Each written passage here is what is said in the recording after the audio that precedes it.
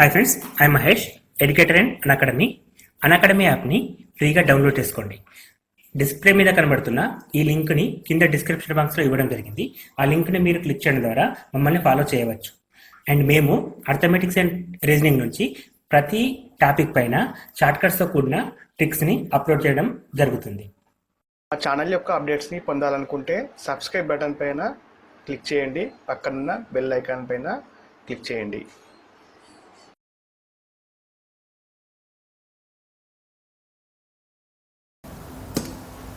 Complete divisible method. So complete divisible అంటే ఒక నెంబర్కి ఇంకో నెంబర్ అనేది ఖచ్చితంగా ఫ్యాక్టర్ అయి ఉండాలి. సో నెంబర్ అనేది పక్క డివిజిబుల్ కావాలి. సో ఫస్ట్ థింగ్ ఏంటంటే కంప్లీట్ డివిజిబుల్ మెథడ్లో ఒక ఎగ్జాంపుల్తో క్లియర్గా ఎక్స్ప్లెయిన్ చేద్దాం. ఒక ఎగ్జాంపుల్ నేను రాస్తున్నాను చూడండి ఒకసారి. ఇక్కడ 12, 18, 45, 180 అండ్ నెక్స్ట్ నెంబర్ వాట్. ఇప్పుడు ఇంకొక క్వశ్చన్ రాసామండి ఇక్కడ మనం. So 12, 18, 45, 180 next number what. So complete divisible మెథడ్ని మనం గుర్తుపట్టాలంటే అంటే క్వశ్చన్ని ఐడెంటిఫై చేయడానికి ఫస్ట్ నెంబర్ని సెకండ్ నెంబర్ని ఖచ్చితంగా డివిజిబుల్ అవుతుందండి. అంటే first number by second number అనేది కంపల్సరీగా డివిజిబుల్ అవుతుంది. ఫస్ట్ రూల్ అంటే 12, ఇక్కడ 12 కానీ 24 కానీ ఏదైనా కానీ ఉండనివ్వండి, ఫస్ట్ నెంబర్ సెకండ్ నెంబర్ తోటి కంపల్సరీ ఫ్యాక్టర్ అయి ఉంటుంది. ఇది ఫస్ట్ థింగ్ అండి. So that must B maximum కేసులో కూడా 1 ఉంటుంది. సో మ్యాక్సిమం కేసులో మనం చాలా ఎగ్జాంపుల్స్ గమనించాం. మ్యాక్సిమం కేసులో 12/12, 6/6, 1/1, 3/3 అట్లా ఉంటుంది అనమాట. సో అట్లా చూడగానే మనకి ఏం మెథడ్ గుర్తుకు రావాలి? కంప్లీట్ డివిజిబుల్ మెథడ్ గుర్తుకు రావాలి. So once complete divisible method గుర్తుకొచ్చిన తర్వాత మల్టిప్లికేషన్ ట్రై చేయాలి. ఇప్పుడు సో మనం అడిషన్ కానీ సబ్స్ట్రాక్షన్ కానీ ట్రై చేయకుండా డైరెక్ట్గా మల్టిప్లికేషన్ సైడ్ రావాలి. సో మల్టిప్లికేషన్ సైడ్ వచ్చిన తర్వాత 12 నుంచి 12 ఎట్లా వస్తుంది? ఇంటూ 1 చేస్తే వస్తుంది. ఓకే కదా? 12 to 12 అంటే ఇంటూ 1 చేస్తే వచ్చింది. ఇప్పుడు 12 to 18 అంటే 12 టేబుల్లో 18 వస్తుందా? వస్తుంది. ఎప్పుడు వస్తుంది? ఇంటూ 1.5 చేస్తే వస్తుంది. ఇంటూ 1.5 చేస్తే వచ్చింది. అదేవిధంగా మనకి 18 to 45 ఉంది. 18 to 45 ఎప్పుడు వస్తుంది? 18 టేబుల్లో 45 అనేది మనకి ఇంటూ 2.5 చేస్తే వస్తుంది. ఇంటూ 2.5 చేసినప్పుడు 45 వస్తుంది. సో 45 నుంచి 180 ఎప్పుడు వస్తుంది? మళ్ళీ ఇంటూ 4 చేస్తే వస్తుంది. సో బాగుంది. ఒకసారి గమనిద్దాం ఇంక్రిమెంట్గా ఎట్లా ఉంది ఇక్కడ. సో 1, 1.5, 2.5, 4 అంటే ఇప్పుడు నెక్స్ట్ ఏ నెంబర్ తోటి మల్టిప్లికేషన్ చేయాలి? ఇది ఇప్పుడు మనకు డౌట్ వస్తుందండి. సో 1 నుంచి 1.5 అంటే ఇంక్రిమెంట్ ఎంత అయింది ఇక్కడ మనకి? సపోజ్ ఇక్కడ మనకి 1 to 1.5 అంటే 0.5 ఇంక్రిమెంట్ అయింది. సో ఇక్కడ వచ్చేసరికి 1 ఇంక్రిమెంట్ అయింది. ఇక్కడ ఎంత అయింది? 1.5 ఇంక్రిమెంట్ అయింది. అంటే ఇప్పుడు ఇంక్రిమెంట్ 2 ఉండాలి కాబట్టి ఇంటూ +2 చేస్తే +2 చేస్తే 6 వస్తుంది. +2 చేస్తే మనకి 6 వస్తుంది. అంటే ఇప్పుడు మనం నెక్స్ట్ నెంబర్ దేనితో ఇంటూ చేయాలి? ఇంటూ 6 తోటి మల్టిప్లికేషన్ చేయాలి. సో 180 ఇంటూ 6 అని చేస్తే ఇప్పుడు నెక్స్ట్ మనకు కావాల్సిన ఆన్సర్ వస్తుంది. సో 180 ఇంటూ 6 అంటే 18,108 పక్కన 0, 1080 వచ్చింది. సో 1080 బాగుందండి, కానీ ఆన్సర్లో 1080 లేనప్పుడు 1080 ఆన్సర్లో లేదు. అప్పుడు మనం కొంచెం షార్ప్గా ఆలోచించి చేసిన ప్రాసెస్ మొత్తం కరెక్టే అట్లని చెప్పి మొత్తం క్వశ్చన్ వేరే రకంగా ఆలోచించద్దు. ఎప్పుడైనా సరే 12/12 ఉందంటే completing square method. So completing divisible method. So divisible method మనం పక్క మల్టిప్లికేషన్ చేసినాం, అది బాగానే ఉంది. కానీ నెక్స్ట్ నెంబర్ దేనితో మల్టిప్లికేషన్ చేయాలనేది చిన్న క్లారిఫికేషన్ వస్తుంది ఇక్కడ మనకి. నెక్స్ట్ నెంబర్ అనేది దేనితో మల్టిప్లికేషన్ చేస్తున్నాం అనేది చిన్న క్లారిఫికేషన్. ఇక్కడ మనకి 6 తోటి చేయాలా వేరే నెంబర్తో చేయాలనేది ఇంపార్టెంట్. సో ఇక్కడ మనం 6 అనేది ఎందుకు తీసుకున్నామంటే ప్రతిసారి కూడా మనకి ఇంక్రిమెంట్ అనేది ఇక్కడ నుంచి ఇక్కడికి 0.5, ఇక్కడ నుంచి ఇక్కడికి 0.5, ఇక్కడ నుంచి ఇక్కడికి 0.5 వస్తుందని ఊహించినాం. అట్లా కాకుండా ఇప్పుడు 1 + 1.5 = 2.5, 1.5 + 2.5 = 4. సో ఇప్పుడు 2.5 + 4 = 6.5 అని తీసుకుంటాం. సో ఇప్పుడు 6.5 తోటి కూడా మల్టిప్లికేషన్ చేయడానికి ఛాన్స్ ఉంది. ఈ క్వశ్చన్ ఇప్పుడు మనం 6.5 తోటి చేసినప్పుడు కూడా ఆన్సర్ కరెక్టే అవుతుంది. కానీ మనకు ఆప్షన్లో ఏ ఆన్సర్ ఉందో దాన్ని మాత్రమే బేస్ చేసుకొని మనం చేయాలి. ఫస్ట్ థింగ్ 6 తోటి చేస్తాం, అప్పుడు 1080 వచ్చింది. కానీ ఆన్సర్లో 1080 లేదు. At the same time none of this కూడా లేదు. సో అప్పుడు వేరే ఆప్షన్ ఉన్నప్పుడు మనం ఏం చేయాల్సి వస్తుంది? ఇంటూ 6.5 ఉంది కదా.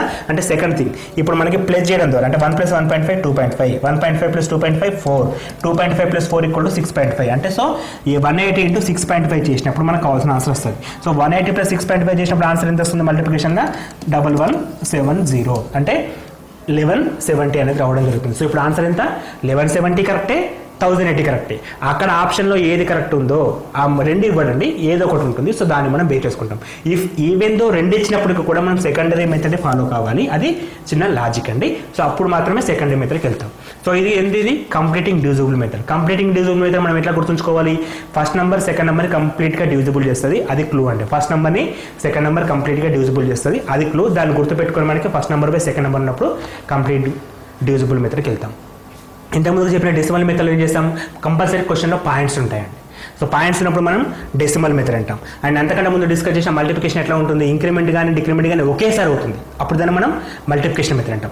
దానికంటే ముందు ఇంక్రిమెంట్ డిక్రిమెంట్ అంటే డిక్రిమెంట్ కావచ్చు, ఇంక్రిమెంట్ కావచ్చు, ఒక ప్రాసెస్లో ఇంక్రిమెంట్ అవుతుంది. అప్పుడప్పుడు డైరెక్ట్గా కాకుండా increment on increment, decrement and decrement questions ఉంటాయి.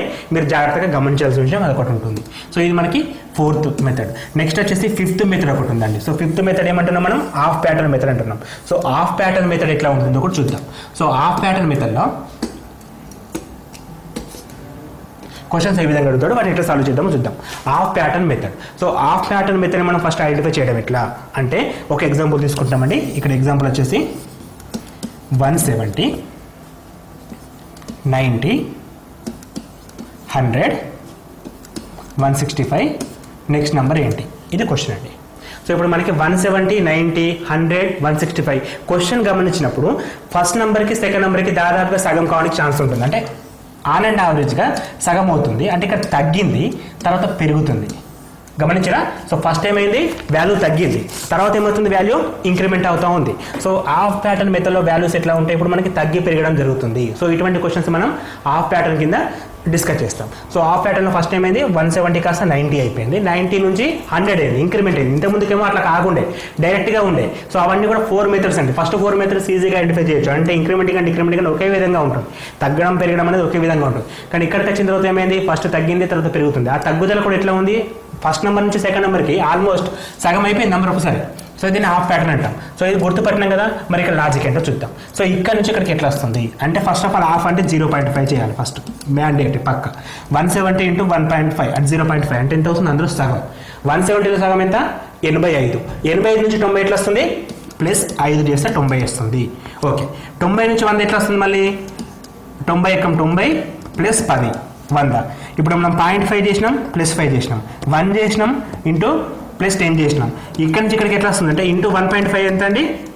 100 × 1.5 150.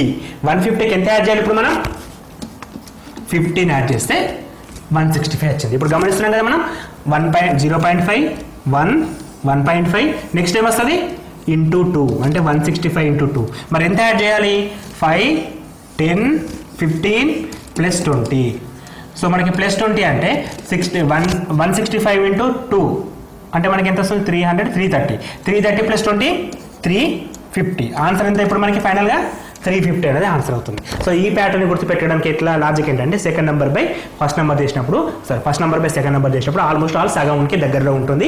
దీన్ని మనం హాఫ్ ప్యాటర్న్ మెథడ్ అంటాం. హాఫ్ ప్యాటర్న్ మెథడ్ అని చెప్పేసి అంటాం. ఇది ఫిఫ్త్ మెథడ్ అండి. మరి coming to sixth method. So sixth method చాలా ఈజీగా గుర్తుపట్టచ్చు, కానీ చేయడం మాత్రం కొంచెం కష్టం అండి. దాని పేరు వచ్చేసి square or cube method. So square కావచ్చు, క్యూబ్ కావచ్చు, ఏ విధంగా ఉంటుంది, ఎట్లా చేద్దామో చూద్దాం. ఒక ఎగ్జాంపుల్ తీసుకుందాం. First of all square or cube మెథడ్లో చాలా మంచిగా ఉంటాయండి ఎగ్జాంపుల్స్, చాలా లాజికల్గా కూడా ఉంటాయి. అది ఏంటనేది చాలా కష్టం ఈజీగా ఐడెంటిఫై చేయడం. 1 2 6 33 49 నెక్స్ట్ నెంబర్ వాట్. ఇప్పుడు మనకి ఈ స్క్వేర్ లాజిక్ కానీ క్యూబ్ లాజిక్ కానీ గుర్తుపట్టడానికి ఏంటంటే, నంబర్స్కి స్క్వేర్కి దగ్గరలో ఉంటాయి. ఫస్ట్ థింగ్ అండి, ప్రైమరీ థింగ్ ఏంటంటే నంబర్స్ స్క్వేర్కి చాలా దగ్గరలో ఉంటాయి. సో నంబర్స్ స్క్వేర్కి దగ్గరలో ఉన్నప్పుడు ఏ విధంగా ఉన్నాయో చూద్దాం. ఫస్ట్ ఇంక్రిమెంట్ చూస్తున్నాడు ఎంత ఉంది అనేది, ఎందుకంటే మనకి డైరెక్ట్గా మెథడ్ ఐడెంటిఫై చేయడం కష్టం కదా. సో ఇంక్రిమెంట్ ఎంత వస్తుంది? 1 to 2 అంటే 1 వచ్చింది ఇంక్రిమెంట్, 2 to 6 అంటే 4 వచ్చింది, 6 to 33 అంటే 6 నుంచి 33 అంటే 27 వస్తుంది. సో ఇక్కడ నుంచి ఇక్కడ మనకి 16 వస్తుంది. మరి ఇంక్రిమెంట్ అనేది కరెక్ట్గా ఉందా? ఫస్ట్ 1 ఉంది, 4 ఉంది, 27 ఉంది, తర్వాత ఏమైంది? డ్రాప్ అయింది. ఇంక్రిమెంట్ ఏమైంది? డ్రాప్ అయింది. సో ఇప్పుడు మనం గమనించాలి. ఫస్ట్ మనకి 4 అంటే 2 స్క్వేర్, ఇది పక్కా అండి. 3 అంటే 2 క్యూబ్, ఇది పక్కా, వేరే ఆప్షన్ లేదు. మనకి స్క్వేర్ ఆర్ క్యూబ్ మెథడ్లో ఇది 4 స్క్వేర్. చూడండి ఒకసారి, 1 అంటే 1 స్క్వేర్ కావచ్చు, 1 క్యూబ్ కావచ్చు, కానీ 4 అంటే మాత్రం 2 స్క్వేరే, 27 అంటే 3 క్యూబే, 16 అంటే 4 స్క్వేరే. ఒకసారి గమనించండి, ఇక్కడ స్క్వేర్, ఇక్కడ క్యూబ్, ఇక్కడ స్క్వేర్, నెక్స్ట్ వచ్చి ఏమొస్తుంది పక్క క్యూబ్ వస్తుంది. సో దాన్ని బేస్ చేసుకుని దీనికంటే ముందు ఉండేది ఏంది, ఇది కాదు 1 క్యూబ్ అవుతుంది. సో 1 అంటే 1 cube 2 square, 3 cube 4 square. So దాన్ని బేస్ చేసుకుని నెక్స్ట్ ఏం కావాలి ఇప్పుడు 5 క్యూబ్ ఆడ్ కావాలి. సో 5 క్యూబ్ అంటే ఎంత 125. 125 ప్లస్ 49 యాడ్ చేస్తే మనకి ఆన్సర్ ఎంత వస్తుంది 174 రావడం జరుగుతుంది. ఇది మనకి 6th method, square or cube method. చాలా లాజికల్గా ఉంటుందండి. కొంచెం గమనించి ఒక 10 నుంచి ప్రతి మెథడ్ పైన 10 నుంచి 15 ఎగ్జాంపుల్స్ మీరు ప్రాక్టీస్ చేస్తే ఎటువంటి ఎగ్జామ్ అయినా సరే with in fraction of seconds, 30 seconds 20 seconds అప్పుడు ఆన్సర్ చెప్పొచ్చు. ఎటువంటి క్వశ్చన్ కూడా మనం విడిచిపెట్టడానికి ఛాన్స్ లేకుండా, ఎందుకంటే చాలా క్రూషియల్ అండి సిరీస్ అనేది. మనం బ్యాంక్ ఎగ్జామ్లో కానీ ఆర్ఆర్బీ ఎగ్జామ్లో కానీ చాలా అంటే చాలా క్రూషియల్. వీటిని కరెక్ట్గా ఎవరైతే చేస్తారో వాళ్ళకి జాబ్ రావడానికి ఎక్కువ ఛాన్స్ ఉంటుంది. కాబట్టి మీరు రీజనింగ్లో చాలా కష్టమైన విషయం ఏంటంటే సిరీస్ అండి. ఇది మాత్రం 100% ఒప్పుకోవాల్సిందే. ఎందుకంటే మనకి అర్థమైతేనే చేయగలుగుతాం. ఆ టైంలో లాజిక్ వచ్చినప్పుడు మాత్రమే చేయగలుగుతాం. కాబట్టి ఆ లాజిక్ని వెతకలాడడానికి మనకి 6 రకాల మెథడ్స్ ఉంటాయి. సో ఈ 6 మెథడ్స్ తప్ప వేరే మెథడ్స్ ఉండవండి, ఇది 100% షూర్. సో ఈ 6 మెథడ్లకైనా మీరు క్వశ్చన్ని ఐడెంటిఫై చేయడం ఫస్ట్ థింగ్. సో క్వశ్చన్ని ఐడెంటిఫై చేయడానికి ఏం చేస్తున్నాం, ఇంక్రిమెంట్ డిక్రిమెంట్ మెథడ్ అంటున్నాం. సో ఇంక్రిమెంట్ డిక్రిమెంట్ మెథడ్ అంటే క్వశ్చన్ నెంబర్ టు నెంబర్ రాస్తున్నాం కదా, ఇంక్రిమెంట్ ఉంటే ఇంక్రిమెంట్, డిక్రిమెంట్ ఉంటే డిక్రిమెంట్. ఏ విధంగా అవుతుందంటే ఒకేసారి కాదు, నార్మల్గా వెళ్తుంది. అంటే ఒక స్కోప్ మెయింటైన్ చేస్తుంది. దాన్ని మనం ఫస్ట్ మెథడ్గా ఐడెంటిఫై చేయాలి. ఈ స్కోప్ అనేది ఒకేసారి ఇంక్రిమెంట్ అయిందనుకో దాన్ని మనం మల్టిప్లికేషన్ మెథడ్ అంటాం. Third decimal. ఈ క్వశ్చన్ ఐడెంటిఫై చేయడం చాలా ఈజీ. డెసిమల్ అంటే నంబర్లో ఖచ్చితంగా ఒక పాయింట్ ఉంటుంది, నంబర్స్ ఉంటాయి, పాయింట్స్ ఉంటాయి. సో దాన్ని మనం డెసిమల్ మెథడ్ అంటాం. కంప్లీటింగ్ డివిజిబుల్ మెథడ్ ఏంటంటే ఫస్ట్ నెంబర్ సెకండ్ నెంబర్ ఖచ్చితంగా డివిజన్ చేస్తుంది. సో అప్పుడు ఏం చేస్తున్నాం, మల్టిప్లికేషన్లో 0.5 అవుతుందా 1 అవుతుందా యాడ్ ఎంత ఉందో చూస్తాం. So next half pattern method ఏంటంటే ఫస్ట్ నెంబర్కి సెకండ్ నెంబర్కి డిఫరెన్స్ అనేది సగానికంటే తక్కువ ఉంటుంది. ఈ విషయం గమనించాలి. సో ఎందుకంటే ఫస్ట్ డిక్రీజ్ అవుతుంది, తర్వాత ఇంక్రీజ్ అవుతుంది. దాన్ని హాఫ్ ప్యాటర్న్ అంటే ఒకసారి తగ్గడం, ఒకసారి పెరగడం, తగ్గడం పెరగడం ఉంటుంది. దాన్ని మనం హాఫ్ ప్యాటర్న్ అంటాం. అండ్ స్క్వేర్ ఆర్ క్యూబ్ ఎట్లా ఉంటుందంటే ఇంక్రిమెంట్ రాస్తాం కదా, ఇంక్రిమెంట్స్ అనేది that must be squares or cubes లో ఉంటాయి. ఇది మనకి లాస్ట్ మెథడ్ 6th మెథడ్ అంటే ఈ 6 మెథడ్స్ తప్ప వేరే మెథడ్స్ ఉండవు. ఇప్పుడు దీని తర్వాత కొన్ని ఎగ్జాంపుల్స్ని కూడా మనం ప్రాక్టీస్ చేద్దాం.